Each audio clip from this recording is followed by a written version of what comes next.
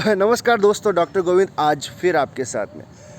देखिए, हमारी नित्य दिनचर्या के अंदर हमें टाइम का जो मैनेजमेंट है वो संभाल के रखना पड़ता है। इसी प्रकार से आज का जो वीडियो है वो मेरा मुख्य रूप से विद्यार्थियों के लिए। देखिए, बहुत सारे सब्जेक्ट होते हैं प्रत्येक विद्यार्थी के लिए, चाहे वो 10वीं कक्षा का हो, चाहे वो 12वीं का हो।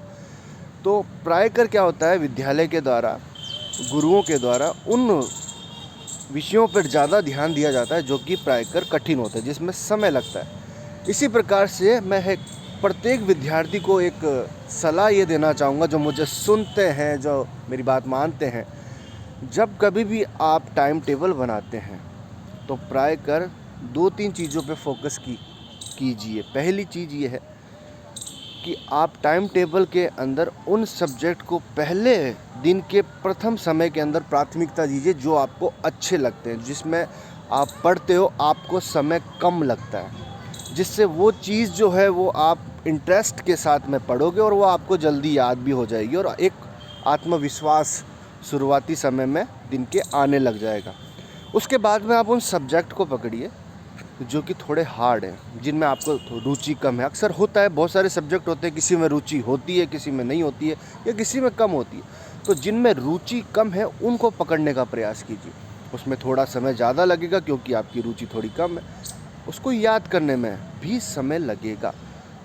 उसके बाद में आप उन सब्जेक्ट को पकड़िए जिनमें आपकी रुचि बहुत ज़्यादा कम है, उसमें समय ज़्यादा लगेगा। अर्थात क्या होता है, जिस सब्जेक्ट के अंदर रुचि होती है, विद्यार्थियों आप इस चीज़ को समझिएगा, ये मेरा एक व्यक्तिगत अनुभव है कि जिस सब्जेक्ट में रुचि अच्छी होती है आपकी, वो आपको बहुत इजीली याद हो जाते हैं, क्योंकि पूरा आपका दिमाग, आपका पूरा मन उस चीज़ को याद करने के लिए, उसको समझने के लिए तत्पर रहता है।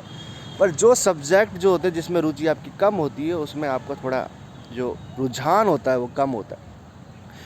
उस रुझान को बढ़ाने के लिए हमें प्रायकर क्या करना पड़ता है, उसको समय देना पड़ता है।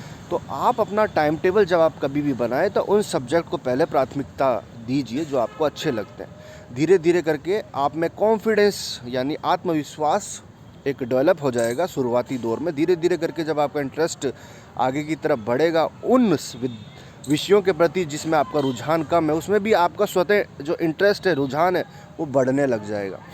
और एक चीज़ महत्वपूर्ण, यदि आप अपना टाइम टेबल बनाते हैं और आप उस टाइम टेबल को पूरी तरीके से फोकस करते हैं उसके ऊपर, तो आप उसमें वो चीज़ भी ऐड कीजिए जो कि आप नित्य दिनचर्या में करते हैं। अर्थात आपने अगर पढ़ाई कर ली है, उसके बाद में आप खेलने जा रहे हैं, या फिर आप मान लीजिए नाश्ता कर रहे हैं, भोजन कर रहे हैं, उसमें भी समय लगता है, उसको भी ज़रूर कीजिए। अगर आप टाइम टेबल की पालना पूर्ण रूप से कर रहे हैं तो उसको पूर्ण रूप से कीजिए।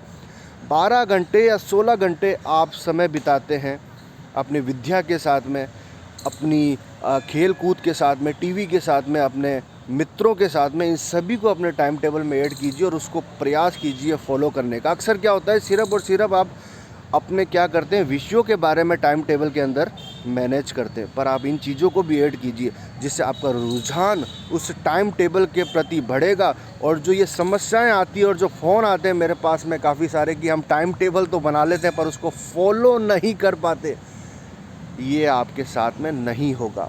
इसलिए हर चीज़ का एक लिमिटेशंस रखिए, एक पाबंदी रखिए अपने आप में, तो आप उस टाइम टेबल को फॉलो कर पाएंगे। उम्मीद करता हूँ कि विद्यार्थी इस बात को समझेंगे। जय हिंद, जय भारत, जय हिंदी।